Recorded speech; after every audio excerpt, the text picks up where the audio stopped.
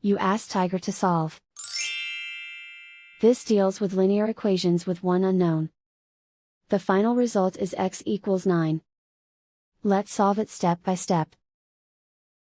Group all x terms on the left side of the equation. Add 2x to both sides. Group like terms. Simplify the arithmetic. Group like terms. Simplify the arithmetic. Group all constants on the right side of the equation. Add 9 to both sides. Simplify the arithmetic.